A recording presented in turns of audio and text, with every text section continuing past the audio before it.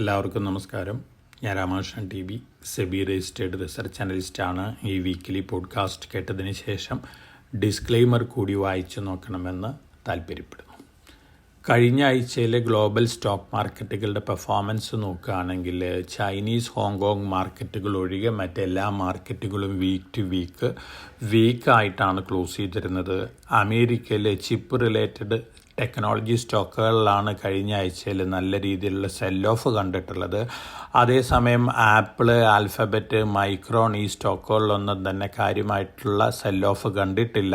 ഒപ്പം നമ്മൾ മറ്റ് ചിപ്പ് സ്റ്റോക്കുകളുടെ കാര്യം നോക്കുകയാണെങ്കിൽ എൻവിഡിയയുടെ സ്റ്റോക്ക് പ്രൈസിലൊക്കെ നല്ല രീതിയിൽ ഇടിവ് വന്നിട്ടുണ്ട്. ഓവറോൾ മാർക്കറ്റ് ക്യാപിറ്റലൈസേഷൻ ഇമ്പാക്റ്റ് നോക്കുകയാണെങ്കിൽ അമേരിക്കയിൽ ടെക്നോളജി സെക്ടറിൻ്റെ മാർക്കറ്റ് ക്യാപിറ്റലൈസേഷനിൽ $1.2 ട്രില്യൺ ഇടിവ് വന്നിട്ടുണ്ട്. AI റിലേറ്റഡ് ചിപ്പ് സ്റ്റോക്കുകളിലുള്ള ഇൻവെസ്റ്റ്മെൻ്റൊക്കെ ഒരു ബബിളാണോ എന്ന തരത്തിലുള്ള പല സ്റ്റേറ്റ്മെൻറ്റുകളും പല കോണുകളിൽ നിന്നും അമേരിക്കയിലൊക്കെ വരുന്നുണ്ട്. അതിൻ്റെ ഒരു നെഗറ്റീവ് ഇമ്പാക്റ്റ് ആണ്. അതോടൊപ്പം തന്നെ ഡാറ്റാ സെൻറ്റർ ബിസിനസ്സിലൊക്കെ വലിയ രീതിയിലുള്ള ഇൻവെസ്റ്റ്മെൻറ്റാണ് ഫ്ലോ ചെയ്തുകൊണ്ടിരിക്കുന്നത്. ഇതും തീർച്ചയായിട്ടും ഒരു ബബിൾ ക്രിയേറ്റ് ചെയ്യുന്നു എന്ന തരത്തിലുള്ള ഒരു സെൻറ്റിമെൻ്റ് ഉണ്ടാക്കിയിട്ടുണ്ട്. അതിൻ്റെ ഒരു ഇമ്പാക്റ്റ് തന്നെയാണ് നമ്മൾ അമേരിക്കൻ മാർക്കറ്റിൽ കഴിഞ്ഞ ആഴ്ച കണ്ടിട്ടുള്ളത്. അതോടൊപ്പം തന്നെ ഇപ്പോഴത്തെ പുതിയ ട്രെൻഡ് എന്ന് പറയുന്നത് ക്വാണ്ടം കമ്പ്യൂട്ടിംഗ് റിലേറ്റഡ് സ്റ്റോക്കുകളിലാണ് വലിയ രീതിയിലുള്ള അട്രാക്ഷൻ അമേരിക്കയിൽ ഇൻവെസ്റ്റേഴ്സ് കാണിക്കുന്നത്. റിഗേറ്റ്, അതുപോലെ തന്നെ D-Wave ഇത്തരത്തിലുള്ള കമ്പനികളുടെ സ്റ്റോക്ക് പ്രൈസിലേക്ക് ഒരു വർഷത്തെ പെർഫോമൻസ് നോക്കുകയാണെങ്കിൽ 1900% ആണ് ഇൻക്രീസ് വന്നിട്ടുള്ളത്. അടുത്തൊരു സെക്ടർ അല്ലെങ്കിൽ അടുത്തൊരു ഇന്നൊവേഷൻ ക്വാണ്ടം കമ്പ്യൂട്ടിംഗ് ആയിരിക്കും. അപ്പോൾ ക്വാണ്ടം കമ്പ്യൂട്ടേഴ്സ് ഉണ്ടാക്കുന്ന കമ്പനികളുടെ സ്റ്റോക്കുകളിലാണ് ഇൻവെസ്റ്റേഴ്സ് ഇപ്പോൾ കൂടുതലും താല്പര്യം കാണിക്കുന്നത്. ഈ സ്റ്റോക്കുകളിലും ഒരു ബബിൾ ക്രിയേറ്റ് ചെയ്യുന്നു എന്നുള്ള റിപ്പോർട്ടുകളൊക്കെയുണ്ട്. അതിൻ്റെ ഒരു ഇമ്പാക്റ്റൊക്കെ കണ്ടേക്കാം. ഒപ്പം അമേരിക്കയിൽ ഇൻവെസ്റ്റേഴ്സ് പുറ്റുനോക്കുന്നത് ട്രംപ് അല്ലെങ്കിൽ US ഗവൺമെൻറ് ഏതെല്ലാം കമ്പനികളിലാണ് വീണ്ടും സ്റ്റേക്ക് എടുക്കാൻ പോകുന്നത്, അക്വയർ ചെയ്യാൻ പോകുന്നത് എന്നുള്ളൊരു കാര്യമാണ്. അമേരിക്കയിലെ ഭരണാധികാരികളുടെ പോളിസിക്ക് വിപരീതമായിട്ടാണ് ഇപ്പോൾ അമേരിക്കൻ ഗവൺമെൻറ് ആക്ട് ചെയ്യുന്നത്. വീണ്ടും ഒരു സോഷ്യലിസത്തിലേക്ക് മടങ്ങിപ്പോകുന്നു എന്നാണ് പല ക്രിറ്റിസിസം അമേരിക്കയിൽ വരുന്നത്. ട്രംപിൻ്റെ അനൗൺസ്മെൻ്റ് ഉണ്ടായിരുന്നു. MP മെറ്റീരിയൽസ് കോർപ്പറേഷൻ അമേരിക്കയിലത്തെ റെയർ എർത്ത് രംഗത്തുള്ളൊരു കമ്പനിയാണ്. 15% സ്റ്റേക്ക് എടുക്കാനായിട്ട് ഈ അനൗൺസ്മെൻറ്റിന് ശേഷം MP മെറ്റീരിയൽ കോർപ്പറേഷൻ്റെ സ്റ്റോക്ക് പ്രൈസിൽ 95% ഇൻക്രീസ് വന്നത്. അതുപോലെ തന്നെ ഇന്റൽ കോർപ്പറേഷനിൽ 10% സ്റ്റേക്ക് എടുക്കാനുള്ള ഒരു അനൗൺസ്മെൻറ്റ് ഉണ്ടായിരുന്നു ഓഗസ്റ്റിൽ. അതിനുശേഷം ഇന്റലിൻ്റെ സ്റ്റോക്ക് പ്രൈസ് 72% ഉയർന്നത്. അതോടൊപ്പം തന്നെ ലിഥിയം അമേരിക്ക ഈ കമ്പനിയിലും 5% സ്റ്റേക്ക് എടുക്കാനായിട്ട് ഗവൺമെൻറ് തീരുമാനിച്ചിരുന്നു. അതിനുശേഷം 59% ലിഥിയം അമേരിക്കയുടെ സ്റ്റോക്ക് പ്രൈസിൽ മുന്നേറ്റം ഉണ്ടായിട്ടുള്ളത്. ഒപ്പം ട്രിലോഗി മെറ്റീരിയൽസ് ഈ കമ്പനിയിലും 10% സ്റ്റേക്ക് എടുക്കാനായിട്ട് അമേരിക്കൻ ഗവൺമെൻറ് തീരുമാനിച്ചിരുന്നു. അതിനുശേഷം 94% ട്രിലോഗി മെറ്റീരിയൽസിൻ്റെ സ്റ്റോക്ക് പ്രൈസിലും മുന്നേറ്റം ഉണ്ടായത്. അപ്പോൾ തീർച്ചയായിട്ടും US ഗവൺമെൻറ് സ്റ്റേക്ക് എടുക്കുന്ന കമ്പനികളുടെ സ്റ്റോക്ക് പ്രൈസസ് ഒക്കെ മുന്നേറുകയാണ്. വരും ദിവസങ്ങളിലും ഒരുപക്ഷെ റെയർ എർത്ത് റിലേറ്റഡ് രംഗത്തൊക്കെ അമേരിക്കൻ ഗവൺമെൻറ് സ്റ്റേക്ക് കൂട്ടിയേക്കും എന്നുള്ള റിപ്പോർട്ടുകളുണ്ട്. അതിനനുസരിച്ച് ഇൻവെസ്റ്റേഴ്സ് ഈ സെക്ടറിലുള്ള പല സ്റ്റോക്കുകളിലും ഇൻവെസ്റ്റ്മെൻറ്റ് കൂട്ടിക്കൊണ്ടിരിക്കുകയാണെന്നുള്ള റിപ്പോർട്ടുകളുണ്ട്. ഇതൊക്കെയാണ് അമേരിക്കയിലത്തെ ഇപ്പോഴത്തെ സ്റ്റോക്ക് മാർക്കറ്റ് റിലേറ്റഡ് ട്രെൻഡുകൾ. അതേസമയം മേയർ ഇലക്ഷനിൽ റിപ്പബ്ലിക്കൻ പാർട്ടിക്ക് വലിയ തിരിച്ചടിയാണ് കിട്ടിയിരിക്കുന്നത്. 3 സ്ഥലങ്ങളിലെ മേയർ ഇലക്ഷനിലും വലിയ ഭൂരിപക്ഷത്തിലാണ് ഡെമോക്രാറ്റുകൾ വിജയിച്ചിട്ടുള്ള. ന്യൂയോർക്ക്, അതുപോലെ തന്നെ വിർജീനിയ, ന്യൂജേഴ്സി. ഇത് സൂചിപ്പിക്കുന്നത് അമേരിക്കയിലത്തെ ജനങ്ങൾ അഫോർഡബിലിറ്റിയിലാണ് ആഗ്രഹിക്കുന്നത്, അല്ലാതെ കാര്യമായിട്ടുള്ള വീരവാദങ്ങൾക്കൊന്നുമല്ല. തങ്ങളുടെ ജീവിതം എങ്ങനെ വളരെ ഈസി ആയിട്ട് മുന്നോട്ട് കൊണ്ടുപോകാൻ സാധിക്കും, അത്തരത്തിലുള്ള അനൗൺസ്മെൻറ്റുകൾ, സപ്പോർട്ടുകൾ നൽകുന്ന കാൻഡിഡേറ്റ്സിനാണ് അമേരിക്കൻസ് ഇപ്പോൾ മുൻഗണന നൽകുന്നത് എന്നുള്ള റിപ്പോർട്ടുകളാണ് വരുന്നത്. അതിൻ്റെ ഒരു ഇൻഡിക്കേഷനാണ് അമേരിക്കയിലെ 3 സ്ഥലങ്ങളിലെ മേയർ ഇലക്ഷനിൽ കണ്ടത്. ഡെമോക്രാറ്റുകൾ വലിയ ഭൂരിപക്ഷത്തിലാണ് ജയിച്ചിരിക്കുന്നത്. ഇത് ട്രംപിനെ സംബന്ധിച്ച് വലിയ തിരിച്ചടിയാണ്. അടുത്ത വർഷം സെനറ്റിലേക്കുള്ള ഇലക്ഷനിൽ ട്രംപിൻ്റെ പാർട്ടിക്ക് ജയിക്കാൻ കഴിഞ്ഞില്ലെങ്കിൽ തീർച്ചയായിട്ടും പ്രസിഡൻ്റ് ആയിരിക്കുന്നത് വളരെ ബുദ്ധിമുട്ടായിരിക്കും എന്നുള്ള റിപ്പോർട്ടുകളാണ്. അതിനുശേഷം ഈ ഇലക്ഷൻ റിസൾട്ടുകളൊക്കെ വന്നതിന് ശേഷം ട്രംപ് പല പോളിസികളും ഡൈല്യൂട്ട് ചെയ്ത് തുടങ്ങിയിരിക്കുന്ന റിപ്പോർട്ടുകളൊക്കെ ഉണ്ട്. അതോടൊപ്പം തന്നെ ട്രംപിൻ്റെ അപ്രൂവൽ റേറ്റിംഗ്, CNN ഒരു പോൾ പ്രകാരമുള്ള അപ്രൂവൽ റേറ്റിംഗ് 37% താഴെ വന്നിരിക്കുകയാണ്. ഒപ്പം ഡിസപ്രൂവൽ 63% ഇൻക്രീസ് ചെയ്തിരിക്കുകയാണ്. ഇതും ട്രംപിനെ സംബന്ധിച്ച് വളരെ നെഗറ്റീവ് തന്നെയാണ്. ട്രംപിൻ്റെ പോളിസികളോട് അമേരിക്കൻ ജനതയ്ക്ക് താല്പര്യമില്ല എന്ന തരത്തിലുള്ള റിപ്പോർട്ടുകൾ തന്നെയാണ് വന്നുകൊണ്ടിരിക്കുന്നത്. അപ്പോൾ ട്രംപിനെ സംബന്ധിച്ച് ടഫ് മെഷേഴ്സൊക്കെ കണ്ടിന്യൂ ചെയ്യാനായിട്ട് സാധിക്കില്ല, മറിച്ച് അദ്ദേഹം പല മെഷേഴ്സും ഡയല്യൂട്ട് ചെയ്യാനുള്ള സാധ്യതകളുണ്ട്. ഇങ്ങനെ വരികയാണെങ്കിൽ തീർച്ചയായിട്ടും അമേരിക്കൻ മാർക്കറ്റിനെ സംബന്ധിച്ച് വീണ്ടും അത് പോസിറ്റീവാണ്. ഒപ്പം പല എമർജിംഗ് മാർക്കറ്റുകളെ സംബന്ധിച്ച് അത് പോസിറ്റീവാണ്. ട്രംപ് താരിഫ് അനൗൺസ് ചെയ്തതിന് ശേഷം ഏറ്റവും കൂടുതൽ നെഗറ്റീവ് ഇമ്പാക്റ്റ് ഉണ്ടായിട്ടുള്ളത് ഇന്ത്യയിലാണ്. അതോടൊപ്പം തന്നെ ചൈന, ബ്രസീൽ, ഈ രാജ്യങ്ങളിലൊക്കെയാണ്. അപ്പോൾ ട്രംപിൻ്റെ തീരുമാനങ്ങൾ മാറുകയാണെങ്കിൽ തീർച്ചയായിട്ടും ഈ രാജ്യങ്ങളിലൊക്കെ വീണ്ടും സ്റ്റോക്ക് മാർക്കറ്റുകളിൽ ഒരു നല്ല പെർഫോമൻസ് കാണാനുള്ള സാധ്യതകളുണ്ട്. അതോടൊപ്പം തന്നെ അമേരിക്കയിൽ സുപ്രീം കോടതിയിൽ ട്രംപിൻ്റെ താരിഫ് റിലേറ്റഡ് കേസസൊക്കെ ഹിയറിംഗ് ആരംഭിച്ചിട്ടുണ്ട്. ഇനീഷ്യൽ റിപ്പോർട്ടുകളൊക്കെ സൂചിപ്പിക്കുന്നത് സുപ്രീം കോടതി ട്രംപിൻ്റെ താരിഫ് അനൗൺസ്മെൻറ്റുകൾക്ക് എതിരാണ് എന്നുള്ള കാര്യങ്ങളാണ്. തീർച്ചയായിട്ടും ഇതിൻ്റെ ഫൈനൽ വെർഡിക്റ്റ് എന്നാണ് വരുന്നുള്ള കാര്യം നമുക്ക് കാത്തിരുന്ന് കാണണം. എന്നിരുന്നാലും ഓവറോൾ ട്രംപിനെ സംബന്ധിച്ച് നെഗറ്റീവ് ന്യൂസുകൾ തന്നെയാണ് അമേരിക്കയിൽ വന്നുകൊണ്ടിരിക്കുന്നത്. അതുകൊണ്ട് തന്നെ അദ്ദേഹത്തിൻ്റെ ടഫ് മെഷേഴ്സൊക്കെ അദ്ദേഹം ഒരു പക്ഷേ ഡൈല്യൂട്ട് ചെയ്തേക്കും എന്നുള്ള റിപ്പോർട്ടുകളൊക്കെയുണ്ട്. ഇനി നമ്മൾ അമേരിക്ക മാർക്കറ്റുകൾ മാറ്റി വെച്ച് കഴിഞ്ഞാൽ യൂറോപ്പിൽ നോക്കുകയാണെങ്കിൽ വീക്ക് ടു വീക്ക് സ്ലൈറ്റ്ലി വീക്കായിട്ടാണ് ക്ലോസ് ചെയ്തിരിക്കുന്നത്. ജാപ്പനീസ് സൗത്ത് കൊറിയൻ മാർക്കറ്റുകളാണ് കഴിഞ്ഞ ദിവസങ്ങളിലൊക്കെ വലിയ രീതിയിൽ മുന്നേറിയിരുന്നത്. ഈ രണ്ട് മാർക്കറ്റുകളിൽ നല്ല രീതിയിലുള്ള ഒരു പ്രോഫിറ്റ് ബുക്കിംഗ് ഒക്കെ ഉണ്ട്. അതേസമയം ചൈനീസ് മാർക്കറ്റുകൾ വീക്ക് ടു വീക്ക് നോക്കുകയാണെങ്കിൽ ബെറ്റർ ആയിട്ടാണ് ക്ലോസ് ചെയ്തിരിക്കുന്നത്. ചൈനയിൽ വീണ്ടും സ്റ്റിമുലസ് പാക്കേജ് അനൗൺസ്മെൻറ്റ് ഉണ്ടാവും എന്നുള്ളൊരു എക്സ്പെക്റ്റേഷൻ ഉണ്ട്.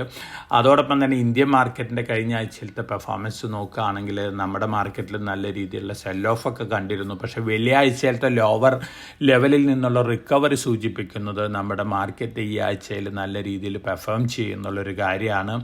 ഒപ്പം നമ്മുടെ കമോഡിറ്റികൾ നോക്കുകയാണെങ്കിൽ ഗോൾഡ്, സിൽവർ, ഈ രണ്ട് കമോഡിറ്റികളും ഓൾമോസ്റ്റ് ഫ്ലാറ്റ് അല്ലെങ്കിൽ സ്ലൈറ്റ്ലി വീക്കായിട്ടാണ് വീക്ക് ടു വീക്ക് ക്ലോസ് ചെയ്തിരിക്കുന്നത്. ഗോൾഡ് $3999.6 പെർ ഔൺസാണ് സ്പോട്ട് ഗോൾഡ് ക്ലോസ് ചെയ്തിരിക്കുന്നത്. അതോടൊപ്പം തന്നെ സിൽവർ $48.23 പെർ ഔൺസിനാണ് സ്പോട്ട് സിൽവർ വെള്ളിയാഴ്ച ക്ലോസ് ചെയ്തിരിക്കുന്നത്.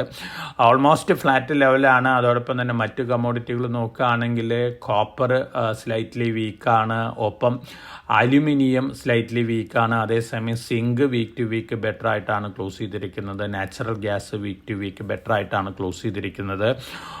Brent crude oil week to week നോക്കുകയാണെങ്കിൽ താഴെയാണ് ക്ലോസ് ചെയ്തിരിക്കുന്നത്. ഇന്ത്യൻ റുപ്പി US ഡോളറിന് അഗൻസ്റ്റ് ആയിട്ട് ഫ്ലാറ്റ് ക്ലോസിംഗ് ആണ്. 88.7 രൂപ പെർ ഡോളറിനാണ് വെള്ളിയാഴ്ച ക്ലോസ് ചെയ്തിരിക്കുന്നത്. അപ്പോൾ ഓവറോൾ ഒരു മിക്സഡ് സെൻറ്റിമെൻ്റ് ആണ് കമോഡിറ്റികളിൽ വന്നിരിക്കുന്നത്.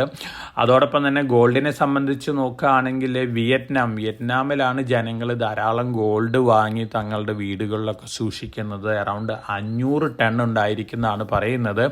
ഇൻ്റർനാഷണൽ പ്രൈസായിട്ട് നോക്കുമ്പോൾ 10-15% വിയറ്റ്നാമിൽ ഗോൾഡ് പ്രൈസിൽ ഇൻക്രീസ് ഉള്ളത്. ജനങ്ങളുടെ ഡിമാൻഡ് തന്നെയാണ് ഇത്തരത്തിലുള്ള ഒരു പ്രീമിയത്തിന് കാരണമായിട്ടുള്ളത്. Vietnam government റീസെൻ്റായിട്ട് ഇമ്പോർട്ടിലൊക്കെ ലിബറലൈസേഷനൊക്കെ വരുത്തിയിരുന്നു. അതോടൊപ്പം തന്നെ 0.1% ടാക്സും ഏർപ്പെടുത്തിയിരുന്നു. എന്നിരുന്നാലും ഗോൾഡ് വലിയ രീതിയിലാണ് വിയറ്റ്നാമിൽ ജനങ്ങൾ വാങ്ങിക്കൂട്ടുന്നത്. ട്രഡീഷണൽ ആയിട്ട് ഗോൾഡിൽ തന്നെയാണ് വിയറ്റ്നാമിൽ ജനങ്ങൾ ഇൻവെസ്റ്റ് ചെയ്തുകൊണ്ടിരിക്കുന്നത്. തീർച്ചയായിട്ടും ഇത് ഗോൾഡിനെ സംബന്ധിച്ച് പോസിറ്റീവാണ്. ഇന്ത്യയിലാണ് ഏറ്റവും കൂടുതൽ ഗോൾഡ് ജനങ്ങൾ ഹോൾഡ് ചെയ്യുന്നത്. 34,600 ടണ്ണാണ് മോർഗൻ സ്റ്റാൻലി റിസർച്ച് പ്രകാരം ഇന്ത്യൻ ഹൗസ് ഹോൾഡ്സ് ഹോൾഡ് ചെയ്യുന്നത്. ഗോൾഡ് പ്രൈസിലുണ്ടാവുന്ന വർധന തീർച്ചയായിട്ടും ഇന്ത്യയിലെ ഹൗസ് ഹോൾഡ്സിനെ സംബന്ധിച്ചും വളരെ പോസിറ്റീവ് തന്നെയാണ്. ഒപ്പം വേൾഡ് ഗോൾഡ് കൗൺസിലിൻ്റെ ഗോൾഡ് ETF ഡാറ്റയും വന്നിരുന്നു കഴിഞ്ഞ ആഴ്ചയിൽ. ഗോൾഡ് ETFകൾ ഒക്ടോബർ മാസത്തിൽ മന്ത് ടു മന്ത് നോക്കുകയാണെങ്കിൽ സ്ലൈറ്റ്ലി താഴെയാണ് ഫിഗറുകൾ. പക്ഷേ ഇന്ത്യയിൽ ഗോൾഡ് ETF റെക്കോർഡ് ലെവലിൽ എത്തിയിരിക്കുകയാണ്. അടുത്ത ദിവസങ്ങളിലും ഗോൾഡിൽ ETFിൽ കൂടിയുള്ള ഇൻവെസ്റ്റ്മെൻറ്റ് വീണ്ടും കൂടുമെന്നുള്ളൊരു എക്സ്പെക്റ്റേഷനാണ്. ഒപ്പം അമേരിക്കയിലത്തെ ഗോൾഡ് ETF-കളിലുള്ള ഇൻവെസ്റ്റ്മെൻറ്റ് കൂടിക്കൊണ്ടിരിക്കുകയാണ്. ഒക്ടോബർ 3rd വീക്കിലും 4th വീക്കിലൊക്കെ സ്ലൈറ്റ് സെൽ ഓഫ് ഉണ്ടായിരുന്നു. അതിൻ്റെ ഒരു ഇമ്പാക്റ്റാണ് വലിയ വൊളാറ്റിലിറ്റി നമ്മൾ ഗോൾഡ് പ്രൈസിൽ കണ്ടത്. അതോടൊപ്പം തന്നെ സെൻട്രൽ ബാങ്കുകളുടെ പർച്ചേസ് നോക്കുകയാണെങ്കിൽ ആദ്യത്തെ 3 ക്വാർട്ടേഴ്സ്, അതായത് 2025 കലണ്ടർ ഇയറിലെ 3 ക്വാർട്ടേഴ്സിലത്തെ പർച്ചേസ് നോക്കുകയാണെങ്കിൽ കഴിഞ്ഞ വർഷത്തെ, അതായത് 2024 പർച്ചേസ് ആയിട്ട് നോക്കുമ്പോൾ കുറവാണ്.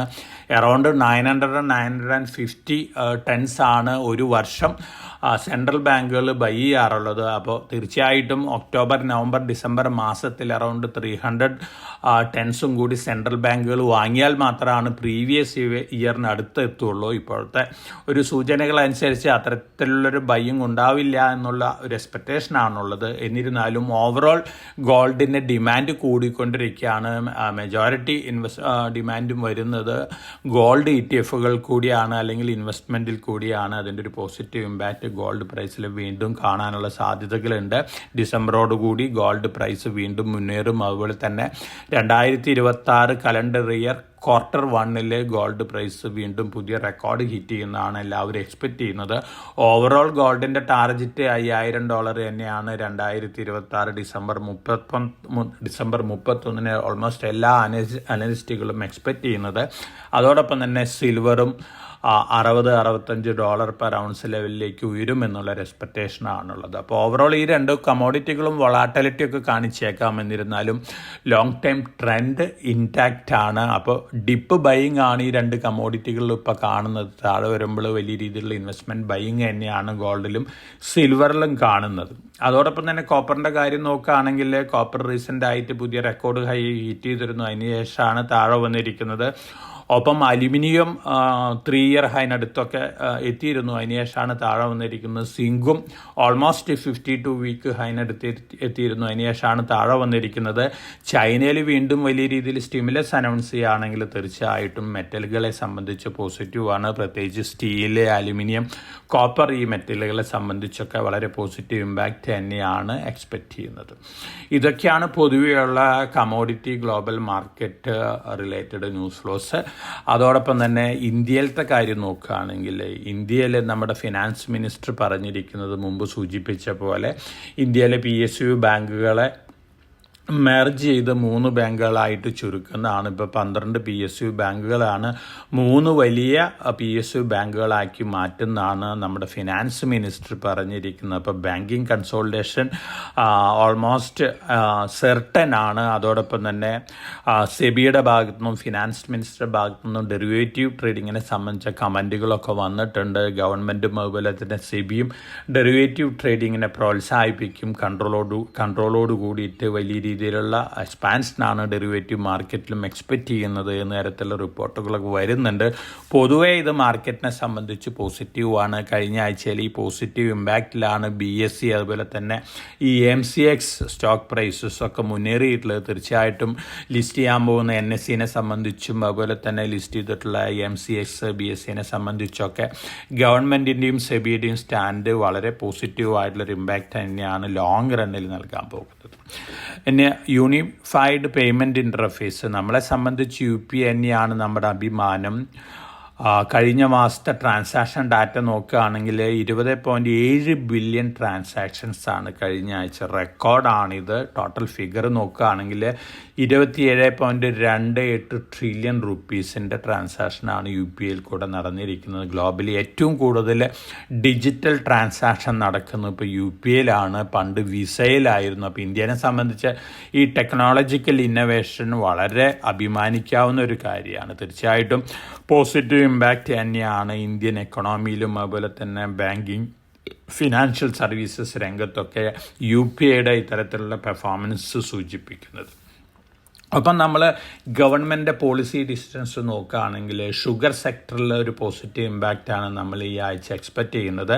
ഷുഗർ സീസൺ ആരംഭിക്കുകയാണ്. ഒക്ടോബർ സെപ്റ്റംബർ ആണ് സീസൺ. അപ്പോൾ 2025-26 സീസൺ ആരംഭിച്ചിട്ടുണ്ട്. 1.5 മില്യൺ ടൺ ഷുഗർ എക്സ്പോർട്ട് ചെയ്യാനായിട്ട് ഇന്ത്യ ഗവൺമെൻറ് അലവ് ചെയ്യാൻ പോവുകയാണ്. അതോടൊപ്പം തന്നെ മൊളാസസിൻ്റെ 50% എക്സ്പോർട്ട് ഡ്യൂട്ടിയും അബോളിഷ് ചെയ്യുകയാണ്. ഇന്ത്യയിലത്തെ ഷുഗർ കമ്പനികളെ സംബന്ധിച്ച് പോസിറ്റീവാണ്. അപ്പോൾ ഈ ആഴ്ചയിൽ ഷുഗർ കമ്പനികൾ മുന്നേറുമെന്നുള്ളൊരു എക്സ്പെക്റ്റേഷനാണ്. അതോടൊപ്പം തന്നെ ഇന്ത്യ ഫിഷറീസ് റൂള് നോട്ടിഫൈ ചെയ്തിരിക്കുകയാണ്. തീർച്ചയായിട്ടും ഇത് ഇന്ത്യയിലത്തെ ഫിഷറീസ് കമ്പനികളെ സംബന്ധിച്ച് വളരെ പോസിറ്റീവാണ്. ഇന്ത്യയുടെ ഏരിയയിൽ, അതായത് എക്സ്ക്ലൂസീവ് എക്കണോമിക് സോൺ ഉണ്ട്, ഇന്ത്യക്ക് മാത്രം അവകാശപ്പെട്ടിട്ടുള്ള കടലിലെ ഭാഗങ്ങളാണ്. ഈ ഭാഗങ്ങളിൽ നിന്നൊക്കെ ഇപ്പോൾ ട്യൂണ പോലുള്ള ഫിഷുകളൊക്കെ മത്സ്യബന്ധനത്തിലൂടെ പിടിച്ചു കൊണ്ടുപോകുന്നത് ഇറാൻ, അതുപോലെ തന്നെ മാൽഡീവ്സ്, യൂറോപ്യൻ യൂണിയൻ, ഈ രാജ്യങ്ങളൊക്കെയാണ്.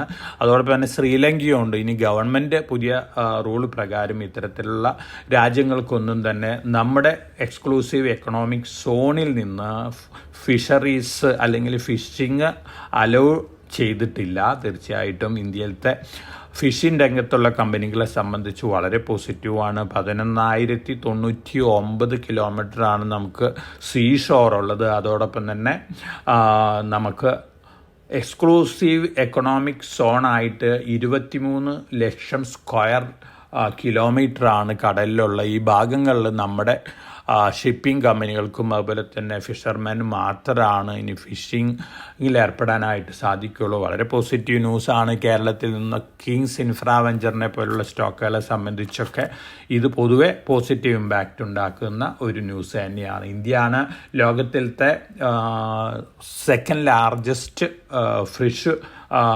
പ്രൊഡ്യൂസർ.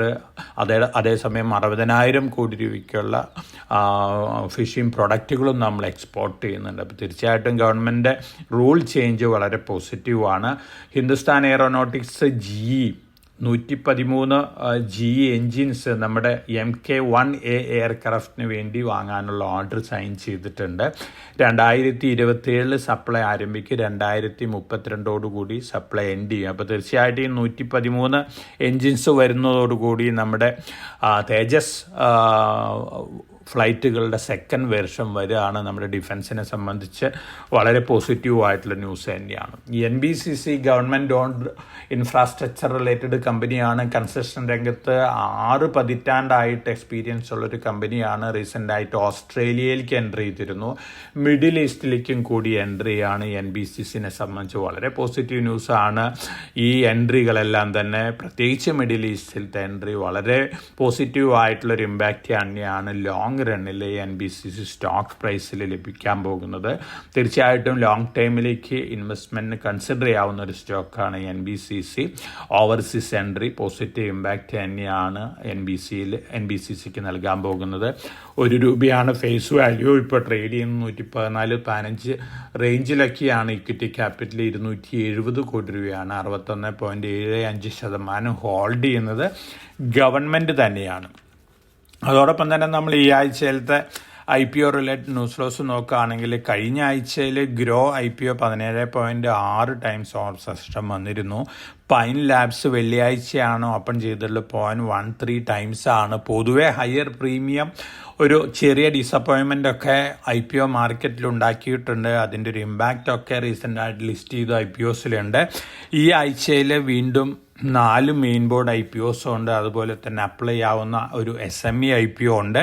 ഈ ആഴ്ചയിൽ 11-ാം തീയതി ഓപ്പൺ ചെയ്യുന്ന IPOസിൽ MV photo voltaics power limited ഉണ്ട്. ₹2 face value. 217 upper price band വരുന്നത്. മൈനർ ലിസ്റ്റിംഗ് ഗെയിനോട് കൂടിയിട്ട് ലിസ്റ്റ് ചെയ്യാനുള്ള സാധ്യതകളുണ്ട് IPO.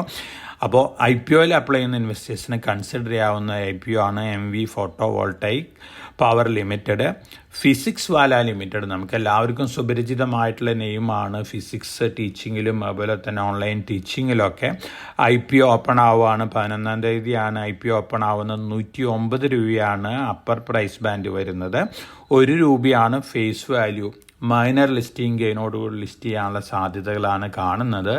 അതോടൊപ്പം തന്നെ ഈ ആഴ്ചയിൽ ഓപ്പൺ ചെയ്യുന്ന മറ്റൊരു IPO Tenneco clean air India limited ആണ്. ഇത് അമേരിക്കൻ കമ്പനിയുടെ സബ്സിഡിയറിയാണ്. Offer for സെയിലാണ് 100%.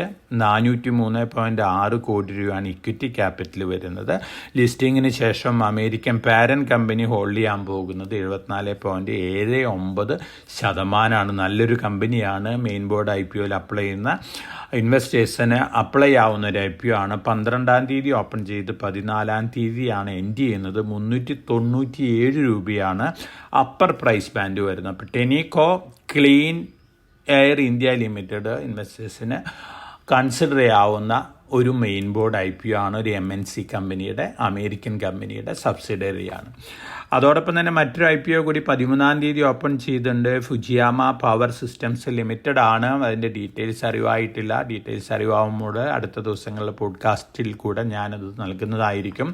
ഒപ്പം ഈ ആഴ്ചയിൽ അപ്ലൈ ചെയ്യാവുന്ന ഒരു BSc SME IPO ഉണ്ട്. 11-ാം തീയതി ഓപ്പൺ ചെയ്ത് 13-ാം തീയതിയാണ് എൻഡ് ചെയ്യുന്നത്.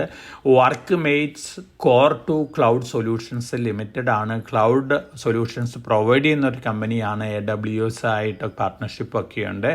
1200 മിനിമം അപ്ലിക്കേഷൻ വേണ്ടത്. അതിനുശേഷം 600 ലോട്ടുകൾ ആഡ് ചെയ്യാം. അപ്പോൾ മിനിമം അപ്ലിക്കേഷൻ ഒരു ലോട്ട് അല്ലെങ്കിൽ 2 ലോട്ട്സ് വരുന്നത് 1200 204 അപ്പർ പ്രൈസ് ബാൻഡ് വരുന്നത്. 10 രൂപയാണ് ഫേസ് വാല്യൂ വരുന്നത്. IPOയ്ക്ക് ശേഷം ഇക്വിറ്റി ക്യാപിറ്റലിൽ 12.92 കോടി രൂപയോളം അട്രാക്റ്റീവ് ആയിട്ടുള്ള PEയിലാണ് ഈ IPO വരുന്നത്. ലിസ്റ്റിംഗ് കിട്ടാൻ സാധ്യതയുള്ള ഒരു BSc SME IPO ആണ് Workmates Core2Cloud Solutions Limited. ഇതാണ് IPO മാർക്കറ്റ് വിശേഷങ്ങൾ. അതോടൊപ്പം തന്നെ ഈ ആഴ്ചയും ധാരാളം Q2 റിസൾട്ടുകളൊക്കെ വരുന്നുണ്ട്. കഴിഞ്ഞ ആഴ്ചയിൽ പുറത്ത് വന്നിട്ടുള്ള Q2 റിസൾട്ടുകൾ നോക്കുകയാണെങ്കിൽ സ്മോൾ ക്യാപ്പ് കമ്പനികൾ പലതും ബിലോ എക്സ്പെക്റ്റേഷൻസ് ആണ്. അതേസമയം ലാർജ് ക്യാപ്പ് അതുപോലെ തന്നെ സ്ട്രോങ് മിഡ് ക്യാപ്പ് കമ്പനികളെല്ലാം തന്നെ റിസൾട്ടുകൾ പോസ്റ്റ് ചെയ്തിട്ടുള്ളത് ബെറ്റർ ദാൻ എക്സ്പെക്റ്റേഷൻസ് ആണ്. അതുകൊണ്ട് തന്നെ നമ്മളൊരു പോസിറ്റീവ് റിയാക്ഷൻ തന്നെയാണ് ഈ ആഴ്ച മാർക്കറ്റിൽ എക്സ്പെക്റ്റ് ചെയ്യുന്നത്. ഒപ്പം നമ്മൾ ഓവറോൾ Q2 റിസൾട്ടുകൾ ഇനി ഈ ആഴ്ച വരാൻ പോകുന്ന ഈ ആഴ്ചയോട് കൂടിയിട്ട് Q2 റിസൾട്ട് സീസൺ എൻഡ് ചെയ്യും. അപ്പോൾ ആ സീസൺ എൻഡ് ചെയ്തതിന് ശേഷം നമുക്കൊരു ഓവറോൾ പിക്ചർ അസസ് ചെയ്തതിന് ശേഷം വ്യക്തമായിട്ടുള്ള ഡിസിഷൻ എടുത്ത് മുന്നോട്ട് പോവാം. അതേസമയം ഈ ആഴ്ച ധാരാളം ലാർജ് കമ്പനികളുടെ Q2 റിസൾട്ടുകൾ വരുന്നുണ്ട്. അതോടൊപ്പം തന്നെ ഈ ആഴ്ച 14-ാം തീയതി ബീഹാർ അസംബ്ലി ഇലക്ഷൻ റിസൾട്ടും വരുന്നുണ്ട്. ഈ 2 ഇവൻറ്റുകളും മാർക്കറ്റിൽ അതിൻ്റേതായ ഇമ്പാക്റ്റൊക്കെ ഉണ്ടാക്കും. തീർച്ചയായിട്ടും ബീഹാറിലത്തെ അസംബ്ലി ഇലക്ഷൻ റിസൾട്ട് വളരെ ക്രൂഷ്യൽ തന്നെയാണ്. കേന്ദ്രം ഭരിക്കുന്ന NDAക്ക് അവിടെ മെജോറിറ്റി കിട്ടിയിട്ടില്ലെങ്കിൽ തീർച്ചയായിട്ടും മാർക്കറ്റിൽ ഒരുപക്ഷെ ഒരു നെഗറ്റീവ് റിയാക്ഷൻ കാണാനുള്ള സാധ്യതകളുണ്ട്. അപ്പോൾ നമുക്ക് ഈ ആഴ്ച ഒരു വളാറ്റിലിറ്റി ഒക്കെ എക്സ്പെക്റ്റ് ചെയ്യാം. മറിച്ച് NDA വലിയ ഭൂരിപക്ഷത്തിൽ ബീഹാർ വിൻ ചെയ്യുകയാണെങ്കിൽ മാർക്കറ്റിൽ നല്ല രീതിയിലുള്ള മുന്നേറ്റവും നമുക്ക് എക്സ്പെക്റ്റ് ചെയ്യാം. അതോടൊപ്പം തന്നെ പ്രീ ബഡ്ജറ്റ് ഡിസ്കഷൻ ധനകാര്യമന്ത്രിയും ധനകാര്യ മന്ത്രാലയമൊക്കെ ആരംഭിച്ചു എന്നുള്ള റിപ്പോർട്ടുകളുണ്ട്. അപ്പോൾ തീർച്ചയായിട്ടും ഫെബ്രുവരി 1 അവതരിപ്പിക്കാൻ പോകുന്ന യൂണിയൻ ബഡ്ജറ്റിനോടനുബന്ധിച്ച് ഡിസ്കഷൻസിൻ്റെ പല ന്യൂസ് ഫ്ലോസൊക്കെ പുറത്തു വന്നേക്കാം. അതിനനുസരിച്ച് അതാത് സ്റ്റോക്കുകളിലൊക്കെ ഒരു പോസിറ്റീവ് ഇമ്പാക്റ്റൊക്കെ കാണാനുള്ള സാധ്യതകളുണ്ട്. അതോടൊപ്പം തന്നെ ഈ മാസം മുതൽ മാർച്ച് 2026 വരെ 15 പുതിയ SUVകളും സെഡാനുകളാണ് പുറത്തിറങ്ങാൻ പോകുന്നത്. 13 SUVകളും 2 സെഡാൻസാണ് വരുന്നത്. തീർച്ചയായിട്ടും ഈ മാസം ലോഞ്ച് ചെയ്യുന്ന ടാറ്റ സിയാറ 22 വർഷത്തിന് ശേഷമാണ് ഈ SUV വീണ്ടും വരുന്നത്. മോസ്റ്റ് മോഡേൺ പ്രൊഡക്റ്റ് ആയിട്ടാണ് വരുന്നത്. അതോടൊപ്പം തന്നെ മഹീന്ദ്രയുടെ 7 സീറ്റർ ഇലക്ട്രിക് വെഹിക്കിൾ വരുന്നുണ്ട്. ബോൺ EV ആണ്. ബോൺ ഇലക്ട്രിക് എന്ന് പറയുന്ന ആ റേഞ്ചിലുള്ള SUV ആണ്. അതോടൊപ്പം തന്നെ മാരുതിയുടെ ഫ്രോങ്സ് സെഡാൻ ഹൈബ്രിഡ് മോഡലും കൂടി വരികയാണ്. തീർച്ചയായിട്ടും ഈ ഹൈബ്രിഡ് മോഡലിന് നല്ല രീതിയിലുള്ള ഡിമാൻഡ് ഉണ്ടാവുമെന്നുള്ള എക്സ്പെക്റ്റേഷൻ ഉണ്ട്. അതോടൊപ്പം തന്നെ മാരുതിയുടെ തന്നെ ഗ്രാൻഡ് വിറ്റാര, അതായത് വിറ്റാര EVയും കൂടി വരികയാണ്. അപ്പോൾ ഈ SUVകൾ വരുന്നുണ്ട്. 13 SUVകളും 2 സെഡാൻസാണ് വരുന്നത്. മാരുതിനെ സംബന്ധിച്ചും ടാറ്റ മോട്ടോഴ്സിനെ സംബന്ധിച്ചും M&Mനെ സംബന്ധിച്ചും ഈ പ്രോട്ടക്റ്റുകൾ വളരെ പോസിറ്റീവ് ഇമ്പാക്റ്റ് ഉണ്ടാക്കുമെന്നുള്ളൊരു എക്സ്പെക്റ്റേഷനാണ്. പ്രത്യേകിച്ച് ടാറ്റ സിയാറ അതിൻ്റെ ലുക്കും അതുപോലെ തന്നെ മറ്റ് സ്പെസിഫിക്കേഷനും വളരെ അട്രാക്റ്റീവാണ്. M&Mൻ്റെ 7 സീറ്റർ EV SUVയും വളരെ അട്രാക്റ്റീവാണ്. ഒപ്പം മാരുതിയുടെ ഗ്രാൻഡ് വിറ്റാര EV വളരെ അട്രാക്റ്റീവാണ്. അതോടൊപ്പം തന്നെ സെഡാൻ മാരുതി ഫ്രോങ്സ് ഹൈബ്രിഡ് ഇതും മാരുതിക്ക് വലിയ രീതിയിലുള്ള സെയിൽസ് നേടിക്കൊടുക്കുമെന്നുള്ള എക്സ്പെക്റ്റേഷനാണ്. അപ്പോൾ ഈ 3 സ്റ്റോക്കുകളും ഒന്ന് വാച്ച് ചെയ്യുന്നതായിരിക്കും. അതോടൊപ്പം തന്നെ ഗോൾഡ്മാൻ സാക്സ് ഇന്ത്യൻ മാർക്കറ്റിനെ അപ്ഗ്രേഡ് ചെയ്തിരിക്കുകയാണ്. മാർച്ച് 31, 2026 ആകുമ്പോഴേക്കും ഗോൾഡ്മാൻ സാക്സ് എക്സ്പെക്റ്റ് ചെയ്യുന്നത് നിഫ്റ്റിയുടെ ടാർഗറ്റ് 29,000 തീർച്ചയായിട്ടും വളരെ പോസിറ്റീവായിട്ടുള്ള ന്യൂസാണ്. ഇന്നലെ ആണ് ഈ റിപ്പോർട്ട് ഗോൾഡ്മാൻ സാക്സ് പുറത്തു വിട്ടിരിക്കുന്നത്. ധാരാളം ഫാക്ടേഴ്സ് ഇതിന് കാരണമായിട്ട് പറയുന്നത് തീർച്ചയായിട്ടും ഈ ഫാക്ടേഴ്സ് എല്ലാം തന്നെ ഓൾറെഡി വിസിബിൾ ആണ് ഇന്ത്യയിൽ. കാരണം നമ്മുടെ അഗ്രികൾച്ചർ സെക്ടർ എക്സലൻറ്റ് പെർഫോമൻസ് ആണ്, നമ്മുടെ ഫുഡ് ക്രോപ്പ് കൾട്ടിവേഷനൊക്കെ ഓൾ ടൈം ഹൈയിലാണ്, അതുപോലെ തന്നെ പ്രൊക്യൂർമെൻറ്റും ഓൾ ടൈം ഹൈയിലാണ്, നമ്മുടെ ഫുഡ് ഇൻഫ്ലേഷൻ താഴെയാണ്, GST റേറ്റ് റിഡക്ഷന് ശേഷം വലിയ കൺസംഷനാണ് നമ്മുടെ എക്കണോമിയിൽ ഉണ്ടായിക്കൊണ്ടിരിക്കുന്നത്. അതോടൊപ്പം തന്നെ 8th പേ കമ്മീഷൻ വേജ് ഹൈക്കും അടുത്ത മാസങ്ങളിൽ അനൗൺസ് ചെയ്തേക്കും. ഇതൊക്കെ വളരെ പോസിറ്റീവ് ഇമ്പാക്റ്റ് ആണ് ഉണ്ടാക്കാൻ പോകുന്നുള്ള റിപ്പോർട്ടുകളാണ്. ബാങ്കിങ് സെക്ടറാണ് വലിയ രീതിയിൽ ഔട്ട് പെർഫോം ചെയ്യാമെന്നാണ് ഗോൾഡ്മാൻ സാക്സും പറയുന്നത്. തീർച്ചയായിട്ടും നമ്മളും എക്സ്പെക്റ്റ് ചെയ്തിരുന്നത് അത്തരത്തിലുള്ള ഒരു ഔട്ട് പെർഫോമൻസ് തന്നെയാണ്. ഈ വർഷത്തെ ബാങ്കിങ് സെക്ടറിൻ്റെ പ്രോഫിറ്റബിലിറ്റി അറൗണ്ട് 8 to 9% ആണ് ഗോൾഡ്മാൻ സാക്സ് എക്സ്പെക്റ്റ് ചെയ്യുന്ന. അടുത്ത വർഷത്തേക്ക് 14 to 15% പ്രോഫിറ്റബിലിറ്റി ഇൻക്രീസ് ആണ്. തീർച്ചയായിട്ടും വളരെ പോസിറ്റീവ് ന്യൂസ് ആണ് ബാങ്കിങ് സെക്ടറിനെ സംബന്ധിച്ച് നോക്കുകയാണെങ്കിൽ. അതോടൊപ്പം തന്നെ ഡിഫൻസ് സെക്ടറാണ് മറ്റൊരു സെക്ടർ ഔട്ട് പെർഫോം ചെയ്യുമെന്ന് ഗോൾഡ്മാൻ സാക്സ് പറയുന്നത്. പ്രൈവറ്റ് ഡിഫൻസ് കമ്പനികളായിരിക്കാം ഒരുപക്ഷെ ഏറ്റവും കൂടുതൽ മുന്നേറാൻ പോകുന്നത് എന്നുള്ള റിപ്പോർട്ടാണ്. അപ്പോൾ ഗോൾഡ്മാൻ സാക്സിൻ്റെ ഈ റിപ്പോർട്ട് പൊതുവേ ഇന്ത്യൻ മാർക്കറ്റിന് വളരെ പോസിറ്റീവ് ഇമ്പാക്റ്റ് ഉണ്ടാക്കുന്ന ഒരു ന്യൂസ് തന്നെയാണ്. അതോടൊപ്പം തന്നെ ഫോറിൻ പോർട്ട്ഫോളിയോ ഇൻവെസ്റ്റേഴ്സ് സെല്ലിംഗ് നോക്കുകയാണെങ്കിൽ അറൗണ്ട് $31 ബില്യൺ വർത്ത് സ്റ്റോക്കുകളാണ് അവർ ഇന്ത്യയിൽ വിട്ടിട്ടുള്ളത്.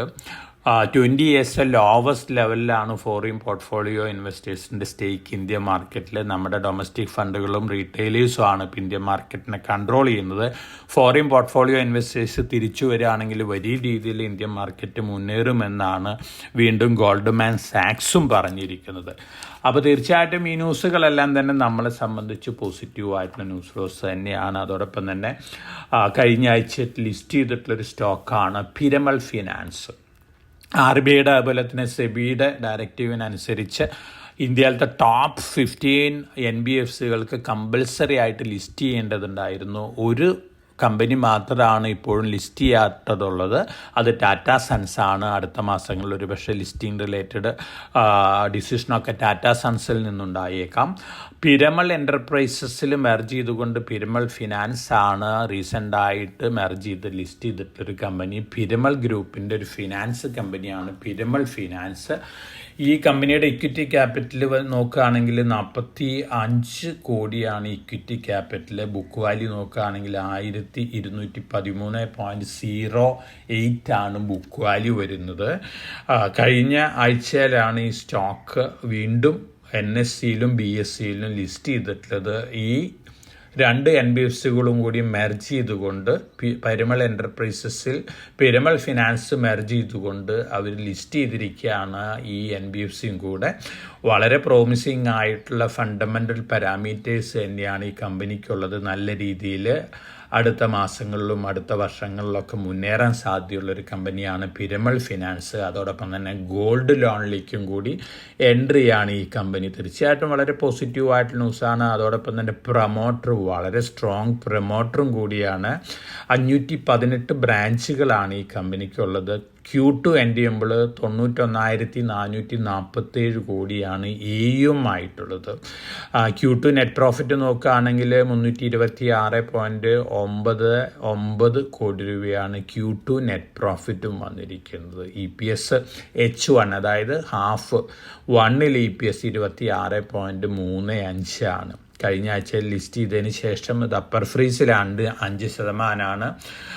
Upper freeze down freeze range ഉള്ളത്. തീർച്ചയായിട്ടും നല്ല രീതിയിൽ ഈ സ്റ്റോക്ക് മുന്നേറാനുള്ള സാധ്യതകളുണ്ട്. അപ്പോൾ ലോങ് റണ്ണിലേക്ക് ഇൻവെസ്റ്റ്മെൻറ്റ് കൺസിഡർ ചെയ്യുന്ന ഇൻവെസ്റ്റേഴ്സിന് കൺസിഡർ ചെയ്യാവുന്ന ഒരു NBFC സ്റ്റോക്കാണ് പിരമൽ ഫിനാൻസ്. ലോ ഇക്വിറ്റി ആണ്, സ്ട്രോങ് പ്രൊമോട്ടറാണ്, അതോടൊപ്പം തന്നെ ധാരാളം ക്ലയൻറ്റ് ബേസ് ഉള്ള ഒരു കമ്പനിയും കൂടി തന്നെയാണ്. മറ്റൊരു സ്റ്റോക്ക് റീസെൻ്റായിട്ട് IPO വന്നിരുന്നിട്ടുള്ള ഒരു കമ്പനിയാണ്. 561 രൂപയ്ക്കാണ് IPO വന്നിരുന്നത്. ഓഗസ്റ്റ് മാസത്തിലാണ് IPO വന്നിരുന്നത്. ഇപ്പോൾ അത് IPOന് ശേഷം താഴെയാണ് ട്രേഡ് ചെയ്യുന്നത്. ചെറിയ ട്രാൻസ്ഫോമേഴ്സ് അതുപോലെ തന്നെ ട്രാൻസ്ഫോമർ കമ്പോണൻസ് ഉണ്ടാക്കുന്ന ഒരു കമ്പനിയാണ്. മംഗൾ ഇലക്ട്രിക്കൽ ഇൻഡസ്ട്രീസ് ലിമിറ്റഡ് ആണ്. 10 രൂപയാണ് ഫേസ് വാല്യൂ. ഇക്വിറ്റി ക്യാപിറ്റൽ 27.63 കോടി രൂപയാണ്. നല്ല പെർഫോമൻസ് ആണ് Q2 പെർഫോമൻസ് പെർഫോമൻസും ലോങ് റണ്ണിൽ ഈ സ്റ്റോക്ക് നല്ല രീതിയിൽ മുന്നേറാൻ സാധ്യതയുള്ള ഒരു സ്റ്റോക്കാണ്. അതോടൊപ്പം തന്നെ മറ്റൊരു സ്റ്റോക്ക് ആവലോൺ ടെക്നോളജീസ് ലിമിറ്റഡ് ആണ്. ഈ stock long time point of view നോക്കുകയാണെങ്കിൽ നല്ലൊരു സ്റ്റോക്കാണ്. ഒപ്പം സെമി കണ്ടക്ടർ എക്യുപ്മെൻ്റ് ഉണ്ടാക്കാനുള്ള ആക്ടിവിറ്റീസിലും ഇവർ ഏർപ്പെട്ടിട്ടുണ്ട്. എയറോസ്പേസ്, അതുപോലെ തന്നെ ഡിഫൻസ് റിലേറ്റഡ്, ഇലക്ട്രോണിക് മാനുഫാക്ചറിങ് രംഗത്തൊക്കെ ധാരാളം പ്രൊഡക്റ്റുകൾ സപ്ലൈ ചെയ്യുന്നൊരു കമ്പനിയാണ്. 81% മാനുഫാക്ചറിങ്ങും ഇന്ത്യയിലാണ്, 19% US-ലാണ്. ഏറ്റവും കൂടുതൽ എക്സ്പോർട്ട്സ് ഉള്ളത് US-ലേക്കാണ്. 61% എക്സ്പോർട്ട്സും US-ലേക്കാണ്. 39% ഡൊമസ്റ്റിക് ആയിട്ടാണ് കൺസംഷൻ ചെയ്യുന്നത് ഈ കമ്പനിയിലെ പ്രൊഡക്റ്റുകളെല്ലാം തന്നെ. 13.34 കോടി രൂപയാണ് ഇക്വിറ്റി ക്യാപിറ്റൽ, 2 രൂപയാണ് ഫേസ് വാല്യൂ വരുന്നത്. പ്രൊമോട്ടർ ഹോൾഡ് ചെയ്യുന്ന 54.46%. ഓർഡർ ബുക്ക് നോക്കുകയാണെങ്കിൽ 1863 കോടി രൂപയുടെ ഓർഡർ ബുക്കും ഉണ്ട്. തീർച്ചയായിട്ടും ലോങ് ടൈമിലേക്ക് ഇൻവെസ്റ്റേഴ്സിന് കൺസിഡർ ചെയ്യാവുന്ന ഒരു സ്റ്റോക്കാണ് ആവലോൺ ടെക്നോളജീസ് ലിമിറ്റഡ്. കഴിഞ്ഞ ആഴ്ചയിൽ നമ്മുടെ LNT, ഇന്ത്യയിലത്തെ ഇൻഫ്രാസ്ട്രക്ചർ കോൺഗ്ലോമറേറ്റ് ആണ്. അതോടൊപ്പം തന്നെ ഓവർസീസ് ഓർഡേഴ്സിൻ്റെ കാര്യത്തിൽ മുന്നിട്ടെക്കുന്ന ഒരു കമ്പനിയാണ്. ഈ കമ്പനിയുടെ ഓർഡർ ബുക്ക് 7 ലക്ഷം കോടി രൂപ ക്രോസ് ചെയ്തിരിക്കുകയാണ്. ഒപ്പം ഇൻ്റർനാഷണൽ പവർ ട്രാൻസ്മിഷൻ രംഗത്ത് വലിയൊരു ഓർഡർ ബാഗ് ചെയ്തിട്ടുണ്ട് കഴിഞ്ഞ ആഴ്ചയിൽ ഈ കമ്പനി. LNTനെ സംബന്ധിച്ച് ലോങ് റണ്ണിൽ വളരെ പോസിറ്റീവ് തന്നെയാണ്. ഒപ്പം LNTയുടെ അസോസിയേറ്റ് കമ്പനികളെല്ലാം തന്നെ, അതുപോലെ തന്നെ സബ്സിഡിയറികളെല്ലാം തന്നെ നല്ല രീതിയിലുള്ള പെർഫോമൻസ് ആണ് കാഴ്ചവെച്ചുകൊണ്ടിരിക്കുന്നത്. LNT ഫിനാൻസ് ഹ്യൂജ് എക്സ്പാൻഷൻ പ്ലാനുകളും അതുപോലെ തന്നെ ഹ്യൂജ് ബിസിനസ്സൊക്കെയാണ് LNT ഫിനാൻസ് എക്സ്പെക്റ്റ് ചെയ്തുകൊണ്ടിരിക്കുന്നത്. പെർഫോമൻസ് Q2 പെർഫോമൻസ് നോക്കുകയാണെങ്കിലും ബെറ്റർ പെർഫോമൻസ് തന്നെയാണ്. അപ്പോൾ ഇത്തരത്തിലുള്ള കമ്പനികളൊക്കെ വീണ്ടും നല്ല രീതിയിൽ മുന്നേറാനുള്ള സാധ്യതകളൊക്കെയുണ്ട്. അതോടൊപ്പം തന്നെ കഴിഞ്ഞ ആഴ്ചയിൽ ഏറ്റവും മേജറായിട്ടുള്ള ഒരു ഡിസിഷൻ ടെസ്ല ഷെയർ ഹോൾഡേഴ്സിൻ്റെ ഭാഗത്ത് നിന്ന് വന്നിട്ടുള്ളത്, ടെസ്ലയുടെ പ്രൊമോട്ടറായിട്ടുള്ള എലോൺ മസ്കിന് $1 ട്രില്യൺ വർത്ത് ടെസ്ല സ്റ്റോക്കുകൾ നൽകാനുള്ള റെസൊല്യൂഷൻസ് ടെസ്ല ഷെയർ ഹോൾഡേഴ്സ് 75%-ലധികം ഷെയർ ഹോൾഡേഴ്സ് ആ റെസൊല്യൂഷൻ പാസ്സാക്കിയിരിക്കുകയാണ്. അപ്പോൾ ലോകത്തിലെ ആദ്യത്തെ ട്രില്യണയറായിട്ട് മാറാൻ പോവുകയാണ് എലോൺ മസ്ക്. ഇപ്പോൾ അദ്ദേഹത്തിൻ്റെ നെറ്റ്വർത്ത് $473 ബില്യൺ ആണ്. $1 ട്രില്യൺ വർത്ത് ടെസ്ല സ്റ്റോക്കുകൾ അദ്ദേഹത്തിന് കൊടുക്കണമെങ്കിൽ ധാരാളം ഓപ്പറേഷണൽ മൈൽ സ്റ്റോൺസൊക്കെ ഈ ഷെയർ ഹോൾഡേഴ്സ് അല്ലെങ്കിൽ കമ്പനി ഫിക്സ് ചെയ്തിട്ടുണ്ട്. ഇപ്പോഴത്തെ മാർക്കറ്റ് ക്യാപിറ്റലൈസേഷൻ $1.43 ട്രില്യൺ ആണ്. ആദ്യത്തെ മൈൽ സ്റ്റോൺ $2 ട്രില്യൺ ടെസ്ല സ്റ്റോക്കിൻ്റെ മാർക്കറ്റ് ക്യാപിറ്റലൈസേഷൻ ഹിറ്റ് ചെയ്യുക. അതോടൊപ്പം തന്നെ 20 മില്യൺ ഇലക്ട്രിക് വെഹിക്കിൾ ഡെലിവറി ചെയ്യുക. ഓൾറെഡി 8.5 മില്യൺ വെഹിക്കിൾസ് ഡെലിവറി ചെയ്തിട്ടുണ്ട്. ഇനി 12 മില്യൺ വെഹിക്കിൾസും കൂടി ഡെലിവറി ചെയ്ത് കഴിഞ്ഞാൽ അദ്ദേഹത്തിന് 1% കിട്ടും. 12%-ലെ 1%, 12 ട്രാഞ്ചസ് ആയിട്ടാണ് ഈ അലോട്ട്മെൻറ്റ് വരുന്നത്. അപ്പോൾ എലോൺ മസ്ക് ഈ ടാർഗറ്റുകൾ മീറ്റ് ചെയ്തില്ലെങ്കിൽ തന്നെ 3, 4, 5 ടാർഗറ്റുകൾ മീറ്റ് ചെയ്താൽ തന്നെ എലോൺ മസ്ക് ട്രില്യണയറായിട്ട് മാറുകയാണ്. അപ്പോൾ തീർച്ചയായിട്ടും ന്യൂസ് എലോൺ മസ്കിനെ സംബന്ധിച്ച് പോസിറ്റീവാണ്. മോഡേൺ വേൾഡിൽ ഇന്നൊവേറ്റീവ് ആയിട്ടുള്ള ഐഡിയയിൽ കൂടെ ഒരു ബില്യണയറും ട്രില്യണയറായിട്ട് മാറുന്ന ഒരു വ്യക്തിയാണ് ഇലോൺ മസ്ക്. ആദ്യത്തെ ട്രില്യണയറായിട്ട് മാറാൻ പോവുകയാണ് ഇലോൺ മസ്ക്.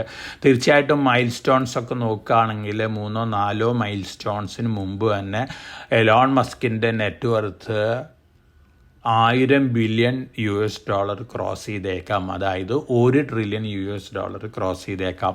ഈ മൈൽ സ്റ്റോൺസൊക്കെ ഹിറ്റ് ചെയ്യുകയാണെങ്കിൽ അദ്ദേഹത്തിൻ്റെ നെറ്റ്വർത്ത് $2.4 ട്രില്യൺ ആയിട്ട് വരാനുള്ള സാധ്യതകളാണ് കാണുന്നത്. അദ്ദേഹത്തിന് 10 വർഷമുണ്ട്. 2035 മുമ്പ് ഈ മൈൽ സ്റ്റോൺസ് അച്ചീവ് ചെയ്താൽ മതി. അങ്ങനെ അച്ചീവ് ചെയ്യുകയാണെങ്കിൽ എലോൺ മസ്ക് ലോകത്തിലെ ആദ്യത്തെ ട്രില്യണയറും അതോടൊപ്പം തന്നെ $2.4 ട്രില്യൺ നെറ്റ്വർത്തും അദ്ദേഹത്തിനുണ്ടായേക്കും. അതോടൊപ്പം തന്നെ ടെസ്ലയുടെ സ്റ്റോക്ക് പ്രൈസ് വലിയ രീതിയിൽ വീണ്ടും, അതോടൊപ്പം തന്നെ അദ്ദേഹത്തിൻ്റെ അണ്ടറിലുള്ള മറ്റ് കമ്പനികളുടെ സ്റ്റോക്ക് പ്രൈസ് ലിസ്റ്റ് ചെയ്ത് വീണ്ടും മുന്നേറുകയാണെങ്കിൽ വലിയ രീതിയിലുള്ള വെൽത്ത് ക്രിയേഷനാണ് എലോൺ മസ്കിന് ഉണ്ടാകാൻ പോകുന്നത്. അദ്ദേഹം പറഞ്ഞിരിക്കുന്നത് $20,000 റോബോട്ട്സിനെ സപ്ലൈ എന്നാണ് പറഞ്ഞിരിക്കുന്നത്. ഒരു മൈൽ സ്റ്റോണിൽ റോബോട്ടും കൂടി സപ്ലൈ ചെയ്യേണ്ടതുണ്ട്, 1 മില്യൺ റോബോട്ടുകൾ സപ്ലൈ ചെയ്യേണ്ടതുണ്ട്. അതുപോലെ തന്നെ 10 million active full self driving subscription നേടേണ്ടതുണ്ട്.